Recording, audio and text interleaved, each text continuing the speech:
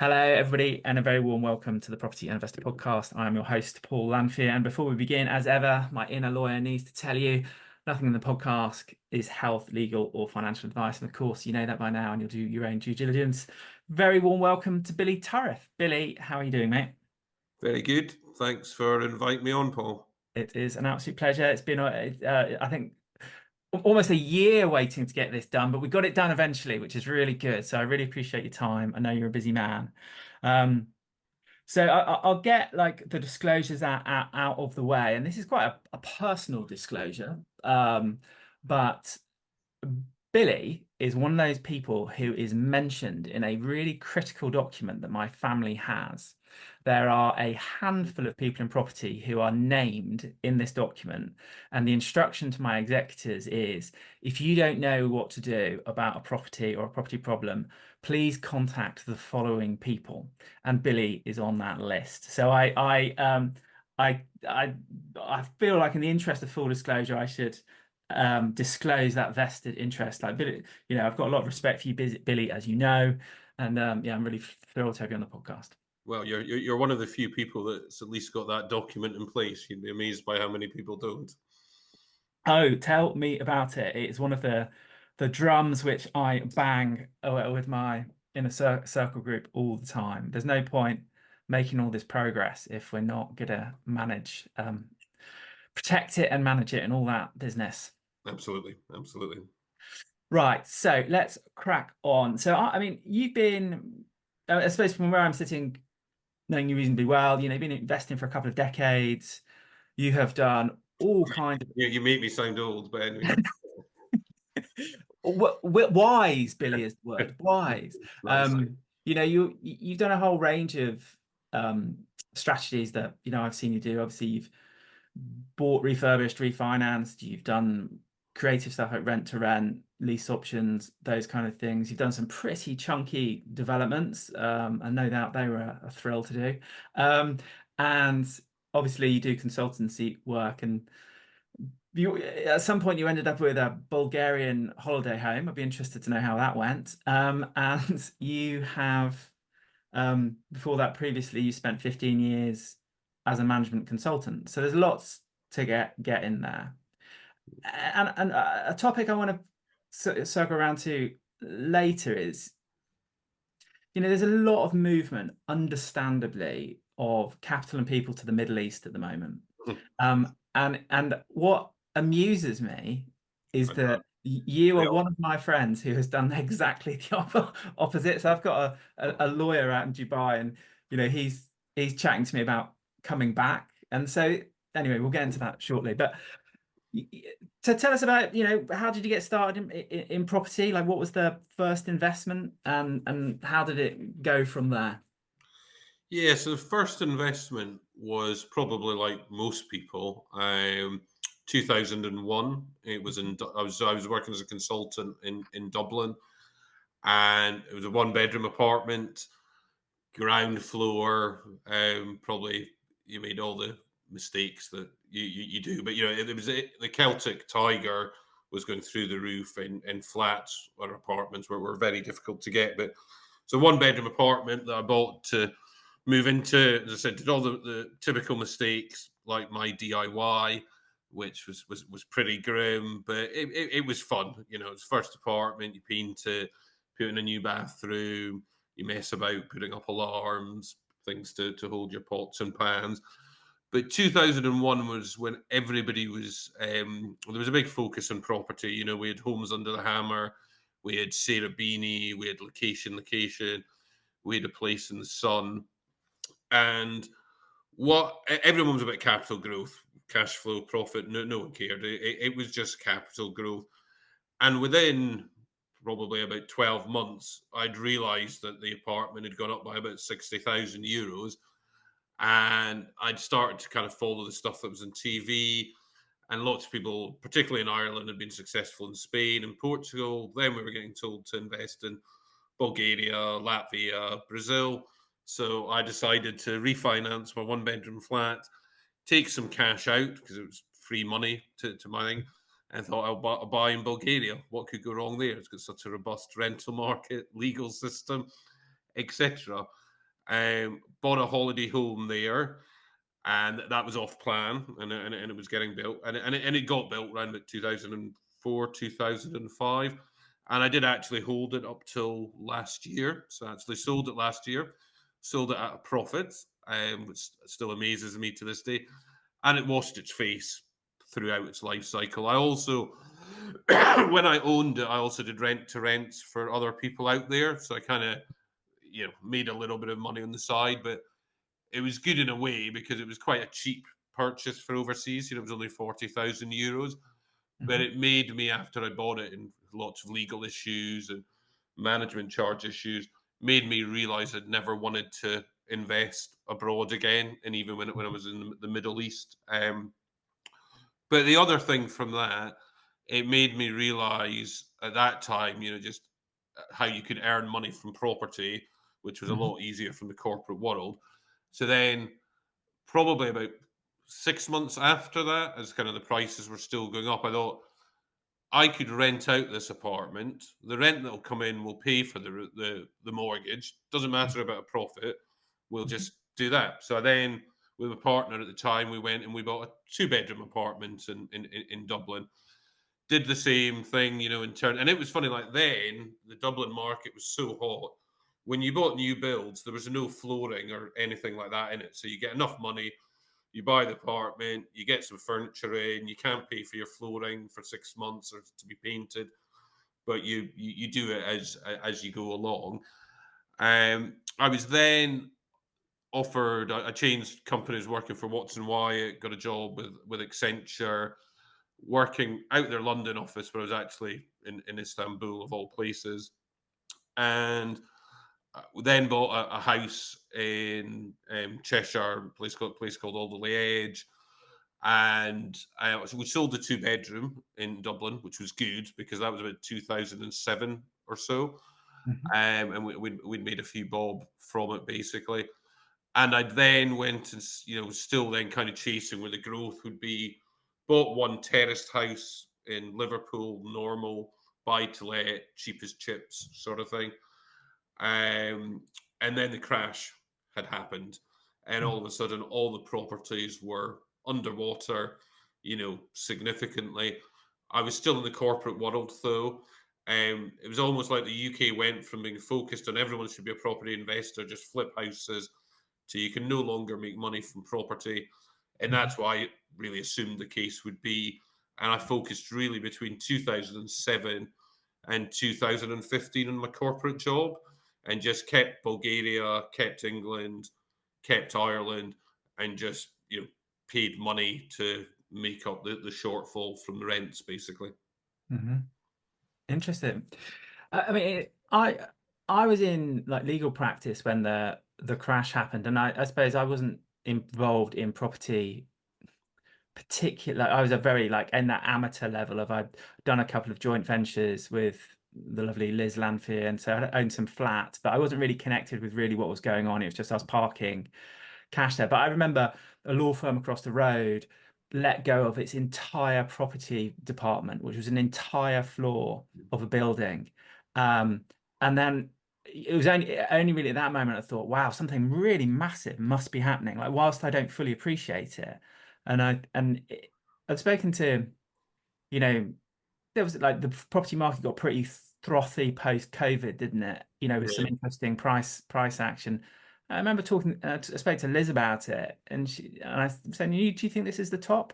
And she said, "The top last time, 00708, we genuinely believed that these prices were going to go up forever, and if you didn't buy the house, you would have to pay £10,000 more the next day." And she said it doesn't feel like that yet, and that's what we need to probably wait for, is that hysteria, that mania, where everybody thinks they're going to be a billionaire again. Yeah, I mean, there was people that they'd buy flats in London from overseas and not even rent them out, Yeah. and I do remember that nobody talked about profit or cash flow. It was just capital growth. So I mean, it Yeah. was it was part of the cycle, and don't know again whether you're wiser or you just go through it. But I mean, there was only three investments, but they were purely around capital growth. There was no Hmm. thought about I'm going to live off the rents from this. It's going to give us lumps of cash, which can be Mhm. a good strategy. But if you don't have your cash flow sorted, Mhm. just hoping that you'll get lumps of cash is typically when you won't get the lumps of cash and the market will go against you. Yeah, definitely. And we're going to come back to that theme of cash flow, because I would say if there's any theme right now in this current moment in history, cash flow, I mean, I know we all say cash flow is king, but like it really is, and it really is right now. Lots of inflation, like stagflation, quite a difficult environment to be in. People are looking at businesses again.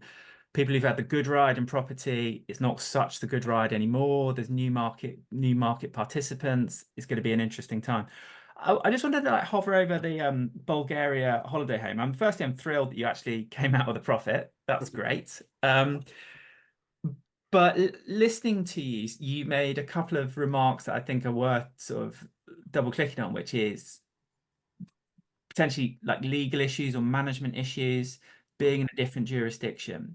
So if I kind of open the batting, obviously I've done international litigation across the world, and as part of the law firms that I did that from, the first thing we did is we would appoint an agent in that jurisdiction and we'd have the chat. Yeah. How is this going to go? And the chat went one of two ways, which is, Paul, leave it with me. I'll get your money back. Possibly not by the end of the week, but I'm going to get your money back. To, Paul, you are wasting your time. There is no amount of money you can spend in this country that is going to resolve this issue that you're facing, because our system isn't designed to help you. I mean, we can try a few tricks of the trade, but there are some jurisdictions where justice is dispensed in a very difficult way. And I know people are quite critical of England and Wales as a court system, but I would say it's one of the better of a bad job. What are the lessons that you learn from Bulgaria that maybe people who are currently investing off plan in the Middle East, or what can they learn? To tell you stories of the Middle East as well. I mean, I think, and again, there's lots of things wrong with the UK. There's lots of things wrong with our legal system. Mhm. But I do think having worked in a number of countries is probably one of, if not the most robust one that's there. I mean, examples of like what happened to us in Bulgaria was that we had another site next to us getting work done. We got a water bill for the whole complex that were like, it was during the off season, and it's like there's no swimming pool on, there's no one here, so we knew that they'd gone into our pipes to take water basically to do their build. So you do the right thing. You contact the municipality, where you put in your own meter and you show that nothing's been used. And then the municipality were like, well, what you need to do is go and check the water meters on the main road. We went to the water meters on the main road. They disappeared. So the person in the municipality had then told the people, and they'd have been getting backhanders. We were lucky in that our development was funded by an American and a local Bulgarian. So they were the developers, and we were the investors. And they managed, because we had a Bulgarian on board, for example, when it was getting built, he managed to work his way around everything and get everything connected. There was probably 10 other development sites here, all front line, that people had, some Bulgarians as well, but other Europeans. So they built these developments, and then they couldn't connect the water. And there was another main, and I won't name them because they're quite dodgy, but developers. And basically, they had it locked down. They'd stuff with the municipality. So people would build these lovely apartments, but they couldn't turn the water on. This other company would just come in, say, fine, we're the only people who can turn the water on. We'll Mhm. give you 20p in the pound for it. We also had, we had a management company that was set up. They had two bank accounts, one for them, one for us. You're not going to get anything back from it. When you're trying to pay taxes, everybody's wanting you to pay cash, etc. So there's just lots of things that you take for granted here that are just difficult there. And then if I flip it, like some of the things I've seen in the Middle East, when people go on about investing there, remember, I don't know if you remember, there was a big fire in one of the new build apartments, probably, I don't know, I was in Dubai at times, probably 2010, 2011. Funny enough, the building was called the Torch. So God. the big fire, everyone had to leave. The tenants wouldn't get refunded by the landlords because they said you're under tenancy. They're kind of like, well, we can't go into the building. The landlords wouldn't be refunded by the insurance company because they said someone threw a cigarette out the window and flames came up. Whether that's true or not, I don't know. The Mhm. management company still charged the owners for their management fees for stuff like lifeguards, etc. When the building was just a shell, basically, and it had been mothballed. And it's very difficult to work your way around that. You know, the other developments, for example, in the Middle East, they were sold. We're going to give you a beach club. You're going to have all of this stuff. There is no beach club. It is in your marketing brochures, etc. And in the Middle East, a lot of the big developers are ultimately state-owned. You know, they're Mhm. kind of big families in the Middle East, but ultimately it's the families that own it. And with family businesses, you can have one CEO who's really good and really is adding value and giving you what you pay for. Something then happens to him, he passes away, he gets sick. Excuse me, one of the kids then comes in and they've got a different approach to it. And I'm not saying it's impossible. I mean, I know plenty of people who've done well in the Middle East, but I'd argue that's probably more from timing than skill. Mhm. I know plenty of people who haven't. And even just the way they keep and maintain their properties, you know, there's always a focus on new builds rather than the existing stuff. So there's lots of really, in really expensive areas, developments that have been built, but then they've never been maintained properly. So Mhm. to some extent, they're losing value. Each time a new build comes out, it gains value. But then as soon as it's been operating for 1 or 2 years, it's fallen again. And then Mhm. you've also got to remember you can still keep building in the desert. You can keep going back and back. So yeah, and it's just volatile. You know, it's not. It's up down, up down. I mean, I remember I was there 2007, 2008. Mhm. My rent, because it went down then, you know, it fell by 50% overnight. You know, Your rent fell by yeah, 50%. yeah, yeah, yeah. And the same apartment, you know, on Palm Jumeirah, one of the nicest apartments. But then at the same time, when I arrived to get that apartment, when the market was at its peak, agents didn't even turn up. You just went to flats. There was no one there. The electricity wasn't even on. And then you just would go in and you'd either say you wanted it, say you were going to be paying 200,000 dirhams. That was what you'd been told before. By the time you got there, they said, "Well, you can have it for 220."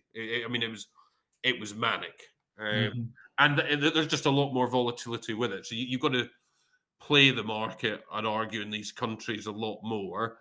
Whereas, you know, of course, we all go through cycles, but the cycles are far more forgiving in the UK Mhm. than what they are, I would argue, in Eastern Europe, Mhm. the Middle East, and just the regulations there as well. I mean, again, I know people who've done deals in Portugal and Spain. Some have worked well, some have gone against them because of, Mhm. you know, you've got to think as well. You have this legal system that is municipality, is local government, is national government, and I've worked with a lot of the governments in the Middle East as well, and the Mhm. municipalities. You know, in GCC countries, but places like Jordan, Egypt, there's an awful lot of politics, but there's also a lot of stuff. You got to realize their culture is different. There's a lot of stuff that's around people and family. It's not just around what legislation is. Mhm. So obviously you spent like 15 years as a management consultant. Now, one of the rules of the podcast, there are several rules. One, don't interrupt your guests. Two, don't pretend you know what someone's talking about if they don't, and don't be embarrassed to ask the stupid question. So I'm going to ask the stupid question now, Billy. It's 15 years as a management consultant. So what do management consultants actually do? Well, so it's definitely not a stupid question. And in emerging markets, it's very different to what you do in the UK.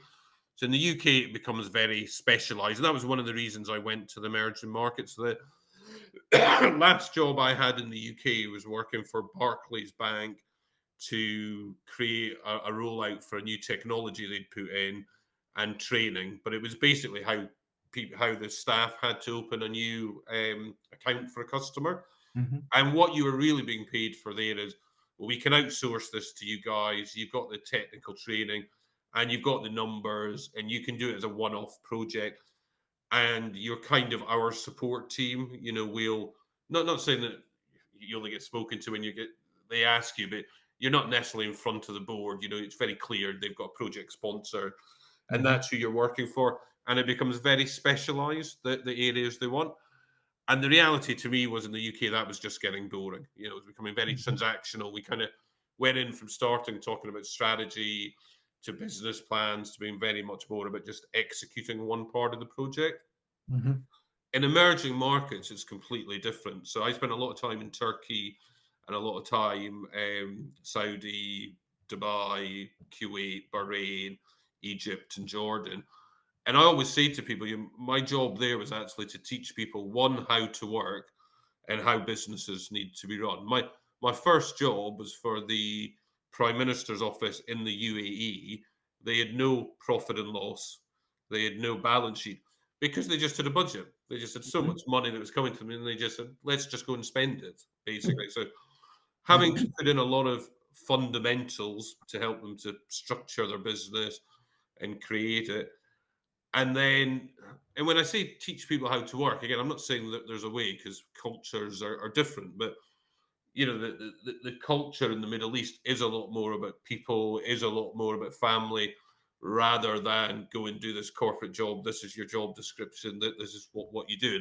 Where a lot of people make mistakes is they try and take what we do in the West and implement it in the East, and Mhm. surprisingly, it falls down. But so we were kind of doing a lot of stuff from the basics to kind of ground up. We were also a useful tool for a lot of companies that there's a lot of joint ventures. So the oil companies will partner with someone from the West. You know, the oil companies there have the oil, but they don't necessarily have the skills to Mhm. refine it, to do the products, to do the services. And again, because they don't want to fall out with a joint venture partner about who's going to do what job, how it's going to be set up, you put a management consultant in, you let them design it, you can kind of throw stones at them, which are from both sides, but then they'll get to an answer without kind of losing face with each other. Mhm. So it's just us that have lost face. We're making a charge, so it's okay to lose face. But a lot of this stuff was great. You know, we helped to create new banks there. We opened hotels on Palm Jumeirah. We worked with broker companies pre the crash, post the Mhm. crash.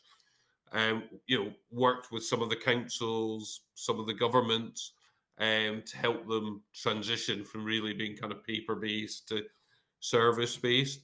But it's very different. What a management consultant does in the Middle East is very different to what you would do in the UK. UK, you need to be very technical, specialized in one area. In the Mhm. Middle East, you need to be very broad and be able to talk to lots of different people and really understand cultures. And also, I mean, we used to call it acting. You know, there's times when you call it behavior in meetings. You know, if you don't be aggressive, for example, in certain meetings, you'll be seen as weak. So you kind of have Mhm. to do this, throwing your hands about, shouting and swearing. And then there's other times when you're maybe in meetings with other people. We used to call that the English way, when you'd never raise your voice, you'd be very Mhm. polite and very disciplined. And it's, you know, when you talk about, like, you know, one of the why, you know, would I not necessarily run back to Dubai? That gets a bit tiring for a while, having to Mhm. act the whole time. You know, I always used to joke, people in Dubai spend a lot of time working out how to do a deal together, and then they spend the rest of the time working out how to screw each other in the deal. Um, which, you know, again, you see it once, you can kind of laugh, joke about it, but it's pretty hard. But you know, at the same time, I would say, you know, there's one guy who's an Indian guy who's actually, he was in jail in Dubai when the crisis happened. Then he actually defended himself, taught himself law, got out of jail. He now owns huge hotels on Palm Jumeirah, big developments. He owns half of Ibiza now, and you know, having the opportunity to work with someone like that was hugely beneficial. From what you know, I mean, he was probably one of the best entrepreneurs I've kind of ever worked with. Mhm. Another guy, Afis, I worked with, who's the CEO of a broker company, who was a local guy. And again, you know, he was interesting because he was obviously Middle Eastern, but he managed to play both systems very well. But again, he was on the ball, and there's another local guy from Qatar who was similar. And then he did the opposite. When he'd take on local staff, he would make them work with expats. He'd make them come in at weekends, this sort of stuff, which wasn't the norm. But like Mhm. I remember at that time, Qatar had no accountants, as in who were local. So Mhm. he would take on people for accountancy. We'll get you through your exams. You're going to be finance director of this company. But if you really want it, you can be the finance director of Qatar. That's what I want for you. So, you get those that are completely focused and on the ball, but they're the minority. They're the kind of 1%. And then you've got other people who sadly are in roles because of their family, their name, and they Mhm. just don't have a clue, and they shouldn't be there. And I'm talking about very large companies that you would know, Yeah. Yeah. companies that I would know, and some of the stuff that gets allowed is quite scary, to be honest. I suppose that leads to the next question. Maybe you've given the answer in that. It is, so what was the catalyst that brought you back to the UK? Because obviously that's a good deal of upheaval. That's a good deal of rearranging a life which presumably you built out there. Yes, again, it's a bit like we'll talk about this a bit later as well. I mean, some extent you can't. If you take Steve Jobs things, you don't connect the dots till you look back. Mhm. The main rationale for me was that I had this corporate job, was a partner, earning lots of money, but then the marriage kind of falls apart, Mhm. and we kind of so when I kind of split up from ex-wife, I'd moved into a different apartment in Dubai. Sharon was there with Archie in a different apartment. It's kind of fine for a year or so. They then wanted to come back to the UK. So I kind of then had a choice. Well, either continue over here, doing a job I'm no longer in love with, Mhm. or I need to get back to the UK to be a dad and to be able to see my son. The challenge for me was, I was fully aware by that time. I moved to Dubai in 2007, but from 2004 to 2007, I've been working in Istanbul. So for the Mhm. best part of 15, 16 years, I've been working in these emerging markets. The only place I could get a job in the UK was probably London, and I'd still be on a plane every week.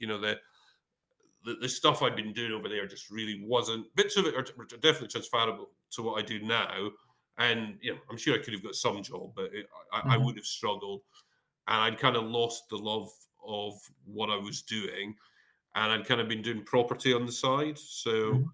I'd basically kind of had to make a decision: was, well, I'm going to come back. I need a business to support me, pay for my son, pay for my Mhm. lifestyle. And I remember I was on a plane coming back one New Year, just spent a good New Year with my dad, with Archie, and I was sitting in the lounge at Manchester Airport thinking, God, why am I going 6,000 kilometers away when my family's here? And then it's kind of just fucking shake yourself up sort of thing, get on with it. Mhm. And I remember I was reading YPN magazine, and there's all these people who were doing stuff in property, and I was kind of thinking, well, I don't think from what they've said they've got the work experience that I've got, that they could earn the money that I could do in 12 months. But here they are with a job, career on their own terms, Mhm. and I'm not. And a lot of me thought they were all speaking bullshit. So I kind of went onto YouTube, researched them, and then I harassed them basically. I phoned them up and I said, I read this about you. Did you do this? Did you do that? And what I'd realized was that all of them had kind of invested in some program. So then spent times searching the different programs that were out there at the time. And ultimately, I decided to do a mastermind with Mhm. Simon Zucci Pin. Mhm. And that was the momentum and the change for me. So I did that when I was in Dubai, went Mhm. on to the program with the basis that I could stay in Dubai for 1 year, Mhm. earn some seed money. That'll give me enough to start a business. Mhm. Ultimately, I created a couple of businesses during that year. I did far more than what I actually planned out to do. But that was all the emphasis for me to then leave the corporate world and come back. And one of the things, just looking at your questions before, when I was kind of thinking about that and how motivated. I mean, I always still say to this day that that year when I had my full time job as a partner doing mastermind, I remember I was on a overnight flights, like 30 nights of the year. Mhm. That was the year I've been most motivated in my life, and it's interesting something because I was motivated by pain. I was pissed off my son Mhm. not here. Mhm. I've got to go and fucking work here, do a job I don't want to give you guys a life that I'm not part of. I Mhm. can't save any money myself because I'm throwing it all here. I'm doing a job I don't like. But in terms of actually, and you need to be careful because you don't want shit to happen in your life. When people talk about why, you can see Mhm. people when they did really bad things can do really remarkable things. But for a motivator, sometimes having something really negative for you is actually the best thing that could happen to you because that 1 year enabled to set me up ultimately for the last 10, 15 years and now going forward and ultimately for Archie and kids that he has as well. Yeah. And that is, I think that's definitely true for all humans. I can definitely say that's true for me. Those moments of maximum pain and discomfort are often, that's where like all the new beginnings from the, it's almost like, there's that explosion of energy that propels you forward. And that's whether that's like leaving the corporate world as we have both done, or building, empires in different ways. They are definitely born out of the seeds of pain. And whilst I don't, I wouldn't want anyone to self-induce the pain. The pain. It's like, I think if people do find themselves in a difficult situation, there is, with the right support, the opportunity to kind of harness that. And I've certainly can think of many, many, many times. And like some of us, I have to admit this for myself, like are pretty stupid in a way. And actually, pain is one of the only ways that I learn difficult lessons. Someone I love very much has just come back from an expedition, and they made like quite a stupid mistake. And I was annoyed that they'd made this mistake because they put themselves at risk, but I managed to rein myself in. But then I spoke to them like a few days later, and I just asked what their reflections were, and they said, "I'm never ever going to make that mistake ever again." And I was like, "Yeah, you're definitely not, because pain is like such a brutal teacher, but it does teach us, And whilst I don't wish it upon any of us, anybody, it is often the catalyst, isn't it?" Yeah, and it's just a funny thing about the world. You can think everything whenever you think everything is going well, a message will come over and you get pushed off and something has to change basically. Yeah, I often think of it as like peaks and valleys. And I often say to people at this kind of at the beginning of the year, you know, it's like all markets more or less oscillate in the same way, up and down, up and down, up and down. And I often think that life goes in the same way. And what I have learned in that respect is, if I'm absolutely on fire, I think I'm a genius, everything is going well, is to take stock and just review my life and see whether there's any opportunities to take a bit of risk off the table, you know, just consolidate what might be going well, and just have a look at that. And that, happily, I'm very blessed to have Liz like whispering in my ear saying, should we take some profits on this? And then, when you're in that valley of utter despair, is to know that this never lasts for long. Like, it never lasts, whether it's a few days, a few weeks, maybe a year, but the valley of despair doesn't last forever. And if you're in the valley of despair, there is only one way up, really. Yeah, I always remember my mum used to have, and this picture probably was about 99 pence, but it's always just one thing that always sticks with me. And it used to say, today's problems are tomorrow's memories. Mm, And it's so true. that's very interesting. And then you found yourself investing in Liverpool, and you've got, a chunky portfolio in Liverpool. Am I right? Has Liverpool got selective licensing? Yes. Has it got selective licensing across the city, or is it just in localized spots? Yeah, so they were actually taken to court by in the House of Lords because they put selective licensing in and they put it across the whole city, and they were like, Yeah, "How's that selective?" yeah. But now it is. But selective licensing isn't the same as Article 4. It's a way for the Yeah. council to make money in the. So is it currently citywide? Yes, but all it means is if you're a landlord, you've got to register your house and pay some money. Right. Article 4 is in selected areas. Because we have well, I suppose, just to offer a bit of clarity for those listening to the podcast. So Article 4 is just a direction that removes permitted development rights to turn basically houses into house shares up to a certain limit, and then you need planning afterwards.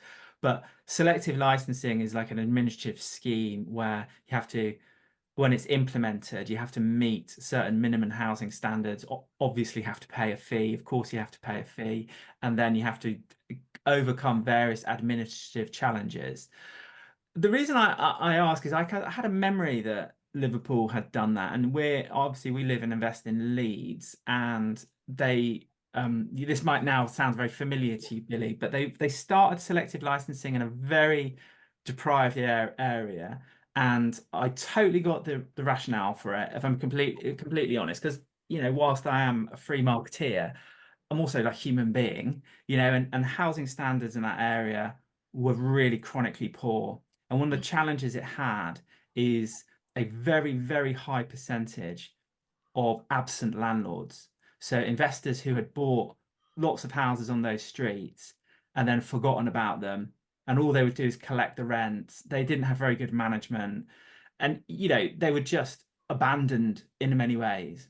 Yeah, Um, yeah, yeah. And I've bought some of them. I've seen some of them. Yeah, you go in. There's refugees basically just on and illegal refugees, but they're just on mattresses on the floor basically. And so when they introduced it in Leeds, I understood the rationale. Oh, that makes sense. Like we do need to make sure the housing standards are safe and all the rest of it. But where we currently are is now it's creeping across the city, and um, my speculation is that eventually it will cover the whole of the city. Um, and that's interesting. That's going to be a Well, challenge. it's just a tax, though. I mean, the bad landlords don't register for it and don't pay the amounts. The good landlords, you're not. It's just administration. You're just giving them all your certificates, basically. That's it. Yeah, yeah. So what does your kind of portfolio look like? Because I mean, over there, you've done the HMOs, you've done some really chunky developments. You have got, I think you've got a serviced office. Have you got Yeah. offices as well? Yeah. You've got, you do some really good looking essay stuff. You've got a really good designer. Shout out to your designer. So tell us a little bit about your ecosystem right now.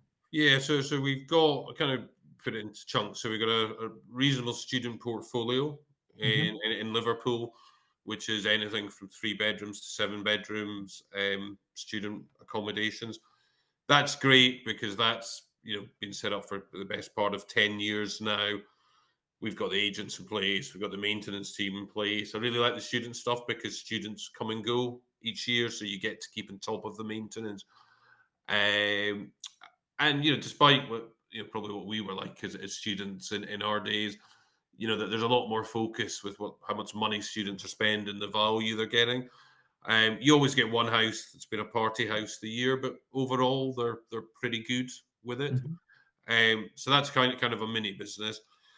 I've then got in Manchester some professional HMOs and blocks of flats that we let out. Some as buildings that we've converted, but also as flats on top of commercial. Started to divest away from Liverpool to Manchester probably about 5-6 years ago, looking for more capital growth at the time, and also I was a little bit bored to Hmm. be honest. And it's worked really well. Particularly the flats, they're kind of in between, almost like an HMO and a single let. You can still get good returns. Again, they're all managed by agents, but not as much turnover as you get with the HMOs. And we've deliberately kind of targeted what I'd call vanilla, so nicely designed, nicely put together, but for people who are probably a bit cost conscious, but they don't want to live in an HMO, but they're Hmm. not going to go to the new build towers in the city centre. And a lot of those flats you don't get planning permission for now. So whenever we put them out to rent, they're always inundated with people, and typically they stay for a while. We've then got serviced accommodation. So we've got a couple of cheap, low end stuff in Liverpool where we'll get people, whatever, going to football matches. We'll get the occasional stag do, hen do. But more and more now, we're getting people who are they're needing 1 month to 3 months accommodation, either for work or in between moving out of a house and going into a new one. And again, that's basically enables you to give you an HMO income for a single let. Really like this serviced accommodation because, again, the housekeeping goes in, once a week. If there's any maintenance, it goes into the maintenance team and they get it sorted. So in terms of being able to maintain stuff and keep on top of it, it's good. And then in Manchester, we've got some high-end serviced accommodation, which works really well. And it's much more family visiting other family in Manchester. It's also beside a cancer hospital. So, well, fortunately, unfortunately, how you look at it, but we'll get people whose families having treatment there, sort of thing.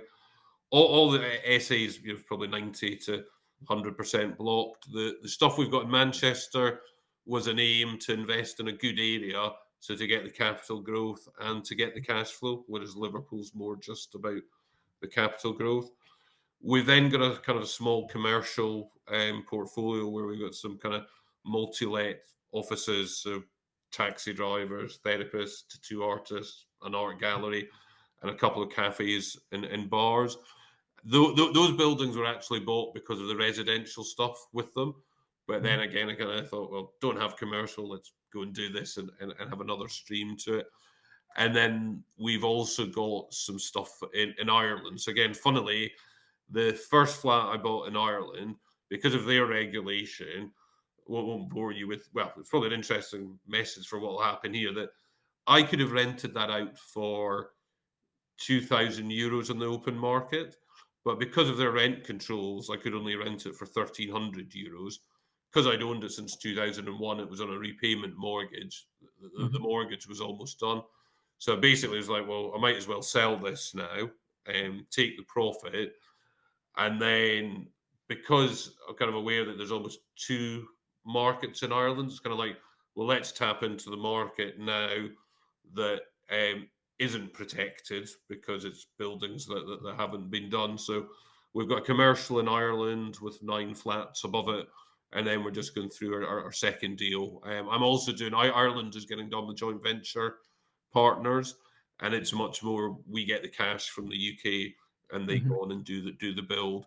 And that's selected, totally honest on the people as their friends. It's an opportunity to work together. But I just also think Dublin, if I think of really the main cities, we're kind of thinking of places like London, Edinburgh, and I know it's a different country, but Dublin, I just see that's got potential for huge kind of capital growth going forward. And until they become less anti-landlords, their rents are going to continue to go up because all the landlords are just exiting the market. Interesting.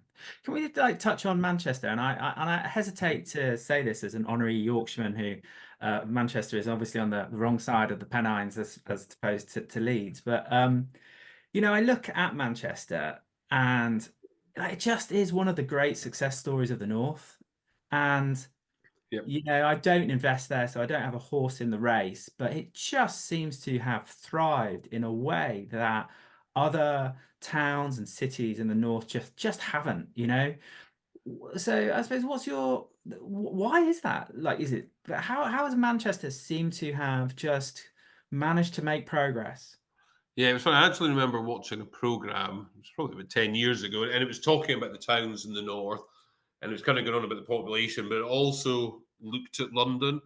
And what basically the output of that is that you could only have one super town. Like you're going to get the point, like it was Manchester, Liverpool, and Leeds, and we're all kind of trying to be this town. You're not north, and if you want to put Newcastle in as well, but if you kind of actually look at London, it kind of shows you how many people are in the centre during the day, and then they move out to the areas, and it's far easier to do that to have kind of one centre point, one centre of excellence. And Manchester, and again, it's funny. I mean, what actually worked for Manchester was when the IRA bombed it in the early 2000s, and nobody lived in the city centre. I mean, absolutely no one. There was no apartments. There was nothing going on. And at that point, there wasn't much difference really between Manchester, Liverpool, and Leeds. There was no one that was really clearly ahead. And that just gave them the initiation to kind of redo the city centre. I think they've been very clever in terms of, they've zoned certain areas. So they've got kind of IT sectors. they've Mhm. been clever in terms of moving likes of BBC up and then creating kind of a media city around that. Mhm. Having good, and again, I want to insult anyone, but having good football teams does also Mhm. drive business, and they've been kind of lucky that they're the best of both worlds. That they've had the traditional kind of Manchester United, and which are a bit like Liverpool. Lots of people from overseas will come and watch them, Mhm. and has and on the other side, you've had kind of Man City getting up there, but then with a lot of Middle Eastern money that's come in, and Mhm. then they've kind of built a whole kind of arena around that. So there's been significant work around the kind of city ground, and I think they just picked their battles. Instead of trying to say we'll go head on with London and finance, they've kind of let's go into legal. Let's go into Mhm. technology. Let's go into sports. Let's go into to music. Mhm. Um, and again, I don't know enough about the politics, etc. about it, but I think the last 20 years they've just had the will and the focus to Mhm. do it. And I think it's been a mixture of the local councils, but also of entrepreneurs, business people. I think it probably helped as well. As a student town, there were doing a lot of people who studied here. I think they've got Mhm. more students outside of London than anywhere else. So a lot of people would Mhm. have then stayed in Yeah. Manchester. But the point you've then got so many companies, there's lots of people that will take graduate jobs here that are kind of on par with what you've got in London now. Yeah, yeah, definitely. Yeah, and arguably, potentially access to a better quality of life as well. Interesting. Yeah, and I mean, that just kind of underlines the comment that you were making earlier about, really horrendous, difficult situations. For example, the Manchester bombing, which is obviously a tragedy, and leading to the rebirth of a city and its flourishing, kind of underlines almost what you were saying not a few minutes ago. Yeah, absolutely. So, in terms of one of the themes of the podcast is resilience, and within the subset of within resilience is a subset of financial resilience. And you and I will well know that it almost every time we would go to a networking event for the last as many years as I can remember, somebody will tap me and probably you on the shoulder and say, "Have you heard X has gone bust?" Yeah. And I'd be like, "Oh wow, and I used to be surprised, and now I'm like, "All right, okay." So if we just hover over this theme of financial resilience, like what what are the do's and don'ts in it, or put it another way, what makes businesses, property businesses, financially resilient? Or you can approach it a more negative approach, what makes them not financially resilient and therefore vulnerable to failing in the way that we see so many of them fail. But if we take it at a very macro level first, because I think that's easier, Hmm. and then we can look at what I think most people that we know should be doing. At the macro level, I think it was Roger Hamilton that said, that every level there's another challenge. And Hmm. if you think how a lot of the people we know kind of built up property, it was like using none of your own money, borrow from investors, and as long as you get a better return than that, you'll be okay. And that's true, and it works up to a certain level.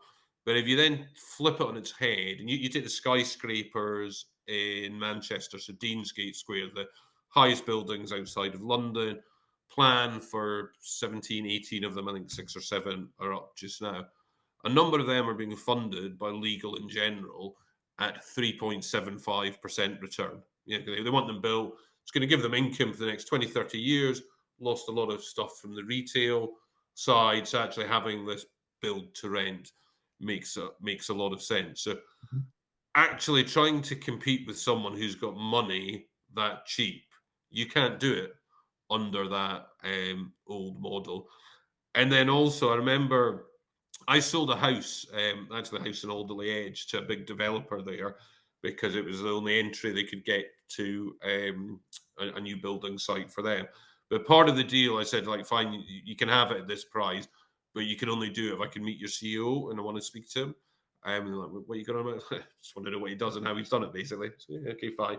So I remember I went out for lunch with him, and these are the biggest builders in the Northwest. Told them like the model I was doing on my developments, borrowing this money, getting this Mhm. return. And he said to me, "You're mad." And I was like, "What?" And he kind of said, he's they're a third generation builder, and he said, "We don't care if the market goes up or down. When the market's going up, we're just putting out more stuff bit by bit. When the market goes down, we're just buying more land. We recognise it's a cycle, and we would never borrow money at and pay the rates that you're paying. We'll pay 6-7%. We're going at far less equity, etc." So there's got to be a realization for people. You know, first, if it's just about money, if you want to do it at a big scale, you're competing, with legal in general, who's got people's savings. So unless you've got a private equity money behind you, or you've got a significant private office, you can't really compete at that level. If you want to get involved in doing big towers, I'm not saying don't do it, but you're then going to have to work for a company, or you're going to have to work for a private equity business Mhm. doing that. So that is, just that, there's different levels that you've got to go through. And similar, you can, if you're doing a 15 grand refurb and you're just managing that from your job or from rental income, it's a different skill set. If you've got to get bridging money or investors funds, but there's quite clear jumps the bigger that you get, and what worked at level 2 or 3 won't work at level 4. Mhm. And then I think the other thing I'd say is that, the people that me and where this has happened to, they got too big. That's exactly what happened to them. They were trying to compete with these other people that, if you can't fund it, the 15 grand job you can fund from wherever. If you've got a £3 million bridge to pay off, or 20 Mhm. million to investors, if you don't have the cash flow, if you don't have the income for that, you can't just fund it. So you've got to really be clear of how you manage your risk. Mhm. And again, I don't know many what I call landlord investors that have gone bust. I know, as you do, plenty of developers. And I think, in fairness, particularly, I think of 5, 6 that we know quite well, I think half of them were naive, and I think half of them, when I say naive, it's probably a bit about ego. We've got to build this tower Mhm. for the sake of it. We've got to do it. I Mhm. think the other half were unlucky, and I think that, they tried very hard to get out of it and to manage to Mhm. pay back investors, and it just didn't work. But it's, really just understanding that bigger isn't always better, and Mhm. just to be clear that, if you're doing something bigger, you're in a different competition, Mhm. because ultimately these massive ones, it's about the financial model behind it, rather than what you've kind of learned to buy some HMOs to do some small developments.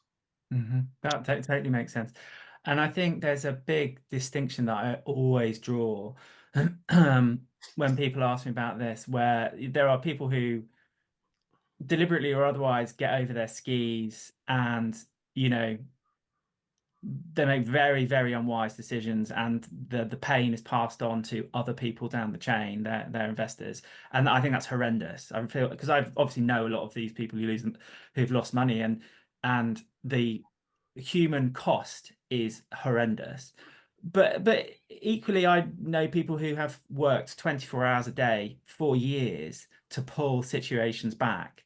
And they've sometimes they've managed it and sometimes they haven't. And you have to kind of at least acknowledge that they did everything they possibly could to try and rescue the situation, and there's Yeah, very few and I'm people sure, on. again, I know a lot of the individual investors, and I've got two views. Some, 100% feel sorry for. I know people have had to sell their house for some of this stuff, but then I've sat in some of these calls where I've heard them just kind of criticize the person who's lost the money. But it's kind of also, some of it's a bit of a naivety. It's like, well, you were getting paid 15 to 20%. That had to come at a risk. Yeah. It wasn't guaranteed either. And again, it's one of those. I think for some people that'll be a very good lesson to learn. Some people unfortunately won't learn it. But I think, and again, I think, that's what it is. Nothing's black and white. And No. some people lending money made mistakes. Some of the developers made mistakes as well, and Yeah. Yeah. hopefully for it's those that come out of it and kind of use the pain to go to the next level. But I suppose I'm slightly, I'm not even slightly, I have a bias in this, because of being probably more on the investor side, that, it is horrendous when people lose money. And yeah, I know it's, do your due diligence. Yeah. And as a lawyer, there's lots of things I could say about that. But I also think there are some very charismatic people, some very charming people. And many people, they want to believe, because they're good human oh, beings. They want to believe, and they want to. Yeah, anyway, drawing yeah. a line under No, no, that. I know, but also, I mean, I don't think any of the people we know went out to do this deliberately. No, They genuinely believed in it. They had success behind them. They just, they didn't understand the risks and the mechanics of being at the next level. yeah. Please refer to my first disclaimer of the podcast. Do your own due diligence, not financial advice, and all the rest of it. Um, Roger Hampton. He what I the many great lessons that he teaches, and you reminded me of one that has really had a profound impact on me, which is, as we transcend and we, building our portfolios, our empires, our lives, and you're moving from level to level. And he has got a beautiful pictorial diagram that really helps it. One of the biggest lessons that I learned is that, as you say, like, bigger isn't better. Yeah, And actually, there is a choice to be made at a certain point where you can either flick the switch and push to have like multiple businesses, multiple locations, and all the rest of it. But what I learned, I suppose, the hard way, is that a big price tag comes with that. okay. Whereas if you look at like a lifestyle business that isn't like multi-jurisdictional, the rest of it, you can be enormously free, like much, much more free than people think they can be. You can be Yeah. totally free, geographically free, time free, spiritually free, mentally free. Um, and I think that's a valuable lesson that Roger teaches. No, absolutely. And when I always have this conversation with people, because and sometimes you've got to scratch the itch. It's kind of say, should I be an investor? Should I be a business owner? And one of the things I always say is like, how would you feel if you lost everything? And to me, the people who are really entrepreneurial, it's kind Mhm. of like, well, I've lost everything. I just go again. I just Yeah. create a new business that they're completely in love with their business. Mhm. Whereas, if you said to me, "What happens if I lose everything?" Yeah, I would go again, but I'll be fucking pissed off. Yeah, totally. I'm not going to be happy about it. And also, again, I don't, when I actually think of the people I actually see, what I'd call, again, the word entrepreneur, I don't really like now because to some extent it used to me, it was like people like Steve Jobs, Elon Musk. Mhm. Now it's someone who's got an Instagram account, but Yeah. um, I could count on one hand how many people I would say would value their business over their life. If you get me, and that's okay. And to be honest, that's great because they're in jobs that typically that they love and Mhm. they like doing it. But 98% of people I think are actually better with lifestyle businesses. And I always say to people, you've got to scratch the itch. But if you go, because I did it, I came back, got a big office, got a whole lot of staff. Then I remember someone had phoned in sick, was doing someone's appraisal. And I thought, "Fucking, you left the corporate world to get away from this. Why have you just come back and created a mess? And you can do far more. All our staff are like performance contracts, so they're all self-employed. Go Mhm. and choose the best people who want to work for themselves, pay them a bit more, but give yourself a far less headache of. And Mhm. that's the other thing. So like, if you don't want to create a culture, if you don't really want to manage staff, you're much better being this lifestyle business investor. And again, if you look at the odds, and Mhm. even if you look at development companies, I don't know the exact percentage of development companies, but far more developers go bust than investors than landlords. So Mhm. if you work your way up and manage risk, you can either be with the 98% that are successful, or you can jump into the 2% that someone could become a billionaire, but Mhm. 98% of them are going to fail. And it shouldn't. And if you're in that top 2%, it's not about the money. If you're Yeah. about the money, again, go into the bottom two areas. Definitely. And it's interesting, like, listening to you, I can hear your values coming.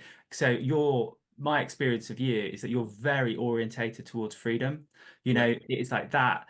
that is like the holy grail for you, is to be autonomous and free. You know, you've kind of got that in your DNA, and that, you know, came across in that interesting comment. So, conscious of time, give us a life lesson, Billy. So, think of a moment in your life, good or bad, where things dramatically changed. And obviously, typically stories are important, but for the purpose of this, just give us like the thumbnail of the story, because what we really want to focus on is what's the lesson that we can take away from you, Billy. I think we've probably talked about some of that. I do think, what we talked about is kind of today's problems or tomorrow's memories Hmm. is a really important one. I do probably one thing that I think we've talked about, and I don't know what the message would be, but again, good or bad about the UK. But I genuinely don't believe that your lifestyle in the UK, if you earn 30,000 or 500,000, changes significantly. If you earn 500,000, you'll go on a first class holiday. You Hmm. earn whatever 20,000, you'll go camping in Wales, sort of stuff. But your overall standard of living doesn't change, but definitely what money can give you is that financial freedom. And a bit like, when I talk about, some of the stuff I talked about to you earlier, that, I've been able to spend a lot of time up north with my dad just now. And I can't put a price on that. And it's not, if you take Steve Jobs' things about looking back the way, it's not until you kind of realize, well, thank God I've got this lifestyle property business that enables me to do that. So Hmm. you want money to be able to give you that freedom, and to be honest, most people can do that with 5, 6 properties. Again, depending what area, Hmm. maybe 10. So don't underestimate what you need from a cash flow lifestyle perspective, but then don't let money be your holy grail. Let Hmm. your passion be your holy grail, and also don't be shy by that. Your passion can simply be, I'm quite happy to watch my son play rugby and Hmm. sit with the rugby dads on the touchline and live the life through that. You don't have to go and take up something because you see someone doing it on Instagram. If your passion is walking, running, do that as well, but just don't get caught up on trying to look for the next best thing if you know what where you are, kind of being comfortable in your own skin. I'd say it's a perfect life lesson, Billy, and so I'm not going to seek to expand upon that. I think that's absolutely spot on. And then, sort of I suppose, the quick fire section of the podcast. What's next? What's next for Billy? Yeah, so definitely getting wiser now and like that, rather than older. So one of the things, and I'm sure you've probably looked at this as well as you're doing this stuff. Property's been great for me. It's also not the best investment from an inheritance tax perspective. If you're in a company, you sell something, you're going to get 25% tax on that, then you're going to pay 40% corporation tax. So, long story short, the kind of next 12 months, we're doing a lot more around legacy stuff, a lot more stuff in our pensions rather than on the open market.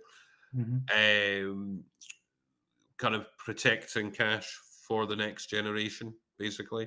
Yeah. And there's, again, I won't bore you with all the details of how we're doing that, but there's tax legitimate ways to do it in terms of company structures, trusts, etc. So really making sure, I can either spend 12 months making sure I'm not losing, the next generation's 65% of their wealth, or I can go and get 10 more houses. Hmm. And it's doing the first part. We're still buying stuff at the Hmm. moment, but nowhere near what we were 4 or 5 years ago. We'll typically do 1 to 3 deals a year, and that's to keep working, to keep growing. I like to see, I get the same motivation from doing a 100 grand deal to £1 million deal. It's Hmm. actually about getting the deal, seeing where we can add value, and also being specific with it. That's the other thing. I mean, when I first started this business, I thought this will be for Archie. He'll come in and he'll run it. He's now kind of a young man. I kind of think, well, actually, would you really want to run a property business when you're 18 or 20? actually, would you be better traveling the world? Would you be better doing a Mhm. sports career? Would you be better going into the corporate one?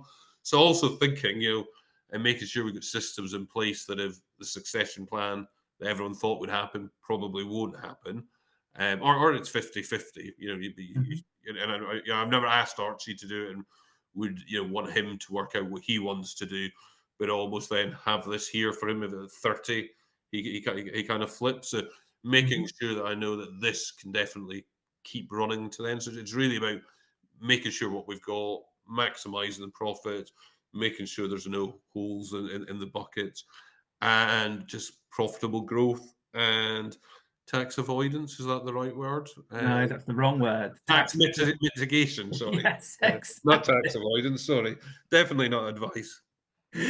And, health is wealth. How are you keeping yourself healthy in these interesting times that we live in?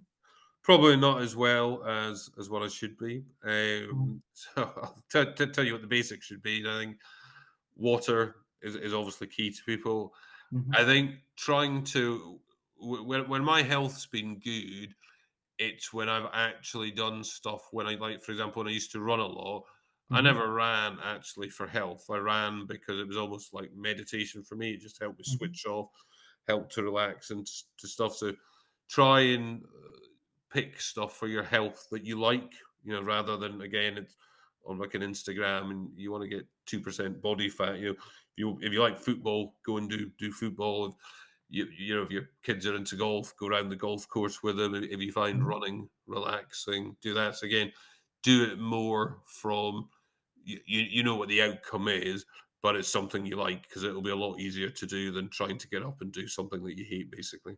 Yeah, amen to that. And I mean, I would, you know, I've got a vested interest in this, and I think part of the, I mean, there's lots of no doubt complicated reasons, but I think part of the mental health crisis that we face, I wonder if like much of the solution is get outdoors.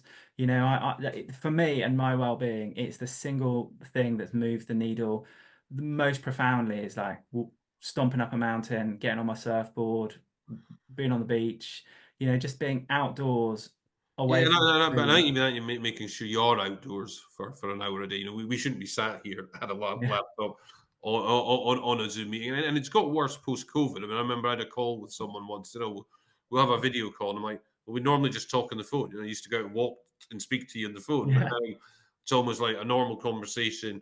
You have to have this, and again, and I wouldn't like, sometimes it's good to have a really great plan and finalize and every minute details.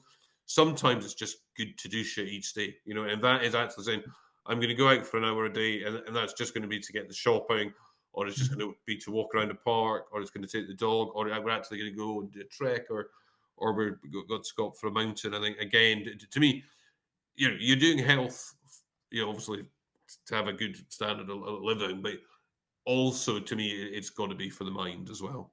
Yeah, 100%. Thank you so much, Billy. And how can the good people connect with you? Do you want me to put that your LinkedIn link? um our Facebook, LinkedIn or Facebook is probably the easiest way to communicate. Perfect. I will put that in the show notes. And so all that remains for me to say to you, Billy, is thank you very much. I really appreciate it. It's been great for me to catch up. I hope the listeners have enjoyed it as well. Yeah, I just really appreciate all your words of wisdom and just yeah, wishing the best for what is the remainder of the year. And thanks for coming on the podcast. It's much appreciated. Pleasure. Thanks, Paul. And there you have it, ladies and gentlemen. Property and Investor podcast. If you would like to join me for the next property and Investor breakfast, which is a very special one, which is all about kind of having a strong finish to 2024, there is a link below. It's called the Reboot Retreat. Please come and join me on that. And thank you very much for listening to the podcast. Keep well, and we'll speak soon. Take care.